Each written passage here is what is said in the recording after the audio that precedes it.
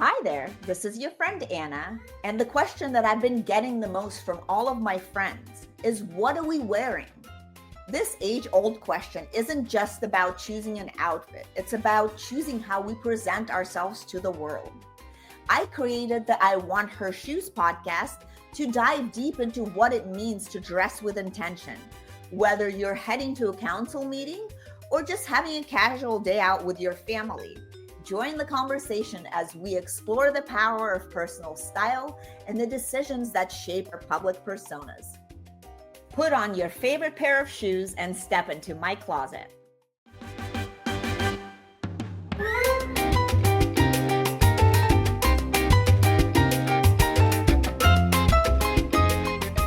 I am super excited to be here with actually a friend and also a stylist and successful maven, Melissa Pegus. And she is actually a visionary in the investment world and with a flair of nurturing high growth industries. And today we're going to be talking just not about what to wear, but also we'll explore choices in fashion, how choices in fashion mirror your professional strategies and personal philosophies, which is super important, I think, right? So I agree. And another story about Melissa and I, we've been friends for many, many years, and we actually came to Miami together. Gosh, how many? 10 years ago. A decade ago, yeah. Yeah, and we had so much fun here that I decided to move here. So yeah, cheers to that. Yeah.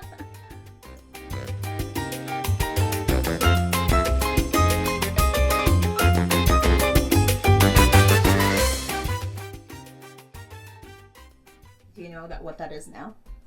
Well, are you ready to pick your favorite shoe? You could do that now. I could do that. Yeah. Let's see. I have, I guess.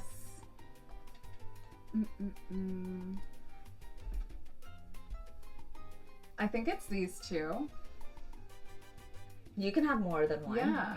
I love that. I'm surprised you picked colorful shoes because that's definitely... Because these remind me of our first trip to Miami. Yes. And how important they were. And I feel like these are, I don't often do a heel, but these are like a very sexy grown-up heel. And I look at them and I think about like a fun night out with my girlfriends. And they're actually really comfortable. You could try them on later, but yeah, they're actually like hold pretty well. Like remember when we went to, remember when we went out dancing at Mint that night? Oh yeah. And like if we went out again dancing, I would wear these. So it's like a toast to like how we used to have fun in Miami and now. Well, we're still having fun. Yeah, right? exactly. Well, cheers to still having fun in Miami and cheers fabulous shoes. Yeah. All right, well, let's dive right in because we have a lot of different things to cover. I wanted to start chatting about your professional style. How has your personal style evolved with your career in investment and advisory, and how do you choose outfits that reflect your professional identity and also intentions? Because I feel like that outfits can speak 1,000 words, right? So. Yeah. I think it's no surprise. I remember when I first started working, I used to get these gorgeous 3-piece skirt suits from the ladies' suit section at Macy's or at Ann Taylor. And I remember just thinking about a lot of the movies that I watched sort of growing up in the 90s, what like the working girls were wearing, and they always had these really elegant skirt suits. So trying to really emulate that until I found my own style. But let me tell you, Ann Taylor and a tweed twin set never led me wrong. Yeah. Yeah. That sounds sexy and like stylish at the same time, right? You know, I didn't watch, I think, the Sex and the City series until my late 20s. Like, I watched it when everyone was rewatching it. And I think there was a lot of the same, like, trying to really figure out what was the very feminine spin on a power suit. And trying to figure that out even from, like, a very early age. And that was really cool. Love that. Yeah. And what about in high-stake environments like investment pitches and strategic meetings? How do you think personal style really impacts first impressions and business outcomes? Because I feel like it could either make a good impression or a really bad impression, right? Yeah. You definitely want to be polished, but I think also comfort and efficiency is really important. I'm not at a place where I want to necessarily spend a lot of time stressing out about what I'm going to wear. I'm at a place where I know what my style is, so I think I have a sort of uniform, and it's something that is comfortable but also makes me feel very confident and allows me to sort of focus on the task at hand. So I think I probably have a very expansive style, but the things that you would see me wear in a work setting would probably feel like a capsule wardrobe, because it just allows me to check that off and not worry about it. But the shoes is where I have fun. I keep the uniform casual, but the shoes where I have fun. I love that. Yeah. And let's go ahead and talk about the shoes that you brought, because that's a really good segue into that. So they're really beautiful, by the way. I bought they are a lace Manolo Hangisi. They're about 4 inches, and this is a really special pair for me because I remember the Manolo BB Pump was my first pair of designer heels that I bought. I bought them in this sort of dark silver. It was a bit glossy, and they're so comfortable. I still have them today. They're my favorite heels. Manolo makes a great heel. I feel like it's a very classic and rite of passage shoe. It's the perfect 4-inch heel. Thank you, Sex and the City. Exactly. I was gonna say, and then Sex and the City gave us the Hangisi, and I just thought there was something really special about the gray and the lace. Little the heel too, the back, like the way the heel is done. I feel like it's just something like a little extra touch. Exactly. So a little different from the blue, but it allows me to, still have something that is comfortable and makes me feel confident, but still a little special. Yeah. A little bit of sparkle. It's important. Literally puts a pep in the step. Yeah. No, see, like how I feel like it's a huge thing for like how a pair of shoes can change your like attitude and your mood so quickly, right? Mm-hmm. So I think it's special. Thank you for sharing the story with us. Thanks. So let's talk a little bit about business and a little bit about your investment philosophy. Can you share your core strategies when selecting companies for the Future Economy Fund, and specifically in technologies? Obviously AI is really hot, healthcare is hot right now. Can you talk a little bit about that? Yes, and so with the Future Economy Fund, we think about what are the core truths for the future economy? What are going to be the key pillars that create opportunities for people to do business in new ways that create more value both for them as individuals as well as for society as a whole. And so there are a few key areas that we're really interested in looking at the people and the companies making a ton of progress. So commerce, technology, we think that trade is this ever evolving sort of magnum opus that stitches us together and stitches economies together. Healthcare, as we are increasingly more focused on healthcare and wellness and longevity. Workforce development is a big theme. What do jobs of the future look like, and how do we prepare for and embrace those? And finally, what are the emerging technologies that are going to be not just important, but core to the infrastructure of the future economy? And that's really how we think about the guardrails for the investment thesis. And then from there, we look at all of those typical facets that help us understand, is this a good deal? So it's first, does it fit, what we think is a necessary component in building this idea of a future economy that we believe in? And then is it a really great deal that we want to be a part of? Cool. No, I like that. Obviously, it's important if it's a great deal, right? Yeah. So, but let's talk about, given your background, what role do you see fashion playing in the commerce technology space? Because I feel like there's a lot of stuff happening with AI and fashion, and what about commerce? Because I feel like that's really where a lot of the revenue comes from. I think there's still a ton of opportunity. Even the best digital first brands are ultimately trying to recreate that experience of walking into the boutique and the store owner knows you, they know something about you, you can have a conversation with them, they understand what suits you, how you want to feel, what you're looking for in this item, and you can sort of build that best clientele and concierge-like relationship. And then as we try to scale that and we try to serve a more global customer base, that becomes really difficult, because now we're trying to guess what you would like through personalization, and we're trying to help you understand exactly what's going to fit you well, even though you're not in the fitting room and we're not there giving you feedback on how the seams or the length falls. Right. And so I think it increasingly sort of is that North Star that a lot of technologists are aiming for, to say, how do we leverage the best of that technology to fundamentally recreate that experience of letting us have intimate conversations one-on-one in real time. Yeah, I think it's gonna take a while because I feel like the actual like dress technology it's not there yet because the AI actually has to recreate the item, right? Yeah. So it doesn't really work.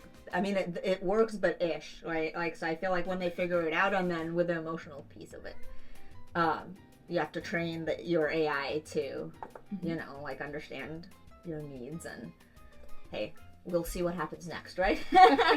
I feel like there's still definitely something special about going. We just went to the design district and we got a little champagne there, and we got, you know, it's like you can't get that through a computer. Like AI is not gonna serve you a little like a glass of champagne. That's very true. Not yet. Not yet. One day. One day.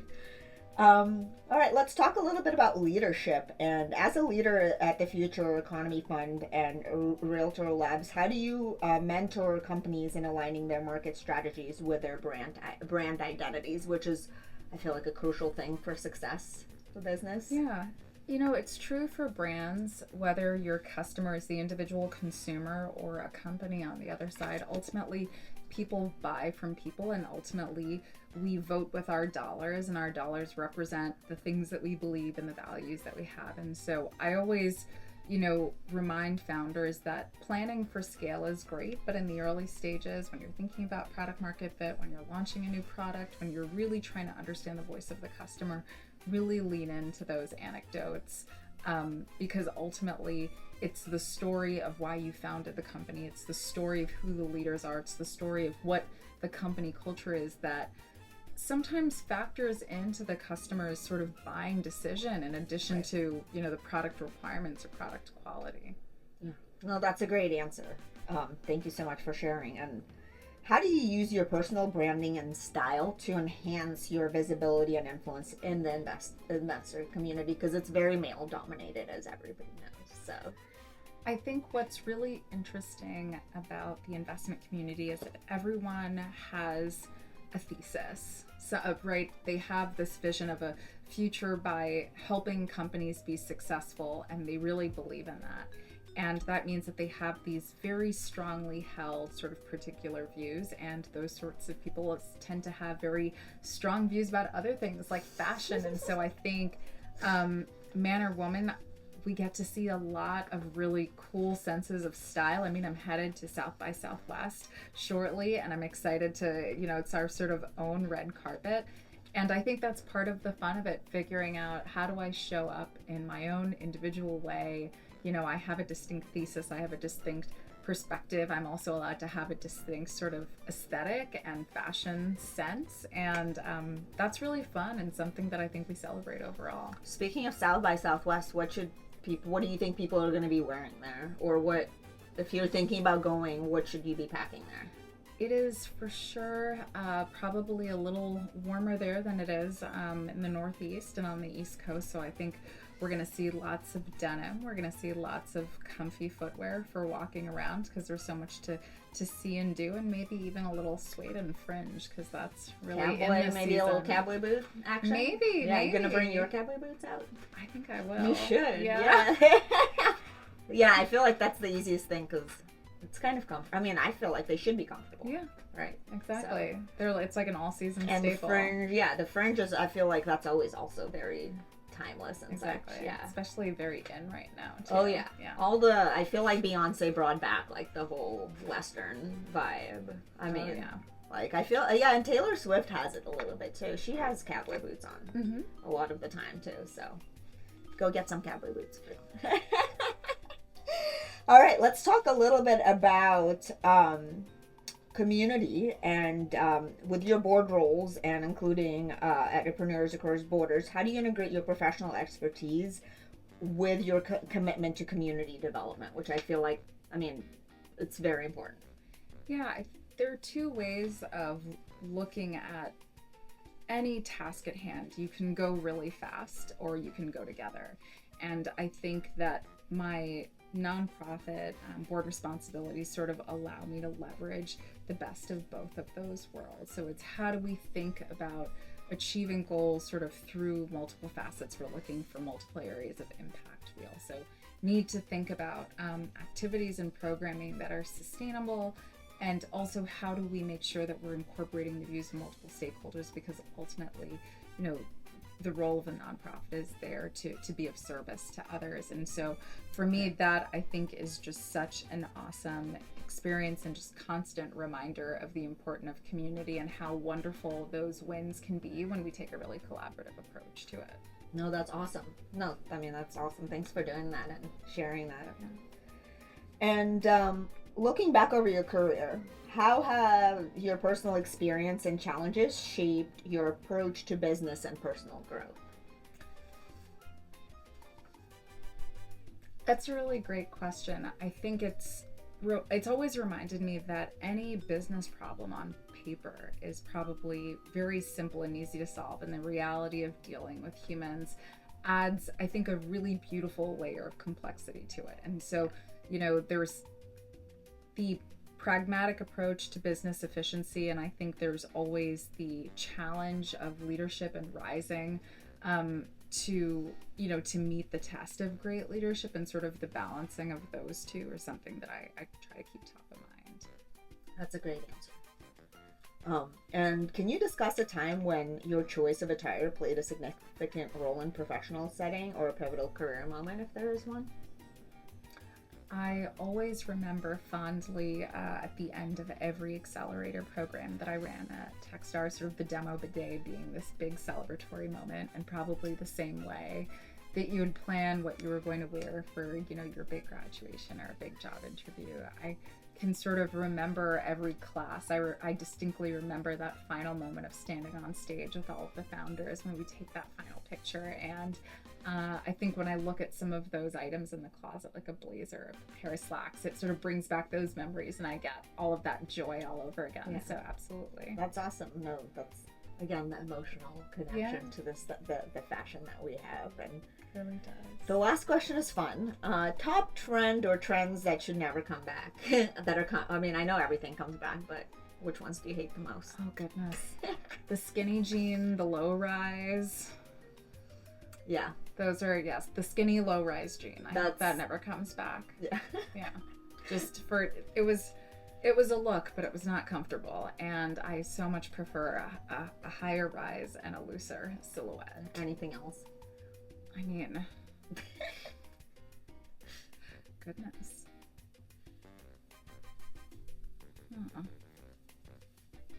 I think the slouchy bag is back, and it is the enemy of organization. They're beautiful, but I just can't get okay with it. What do you do with it? Do you know what I mean? I think it's, you just dump everything in there. Everything in there. I think it's great for parents, probably just dump it all in, and you could fit a lot. I was probably put a whole kid in there. I was thinking when you're trying to clean up your room after, packing for travel, you just kind of stuff everything in that bag and shove it in the closet, and you're like, the room is clean again. Awesome. Well, thank you so much, Melissa. It was so nice to chat with you, and thank you so much for sharing your insights. And it's really nice to see all the work that you're doing. Please keep on doing it, and your experiences inspire us to think more deeply about how we present ourselves to the world.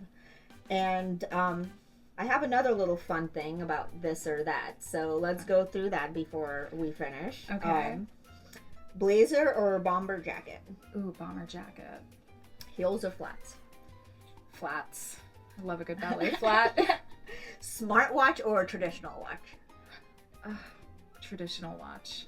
I'm wearing a smartwatch, but I aspire to be a traditional watch person. Briefcase or designer tote? Designer tote, but a zipped tote because it's more practical for travel. That's true. That's why the Bottega one was not zipped. Yeah. Yeah, so shit go fall. Yeah, I mean, you could lose everything. We don't want to lose. That's a big liability. Exactly. I was like, laptop or tablet? Laptop. You need a keyboard. For sure. Silk scarf or statement necklace? Oof. Statement necklace. Yeah, I think I'm with you there. Power suit or casual chic? Power suit, because then you can do some cool things with the separates. I feel like you could even be casual with a suit now. Exactly. Right? You just toss on some trainers with it. Instant chic. Love it. Online shopping or in-store experience? Online shopping but while I'm watching a good movie. But also sometimes with friends. Yes, it's an experience. More fun with friends. Cheers. Cheers. Hey. And sustainable brands or mainstream labels? Sustainable brands. Good fashion is forever. I agree. Venture capitalist or angel investor style? Both. Very different. Oh, maybe we could talk just for a second. What's the difference between venture capital and like angel investor style? I would say I don't know if I necessarily notice a difference between the style, but maybe it has to do a little bit in the approach. The angel investor is really investing on their own. They represent themselves. And so I think the personal brand is probably more prominent, more important.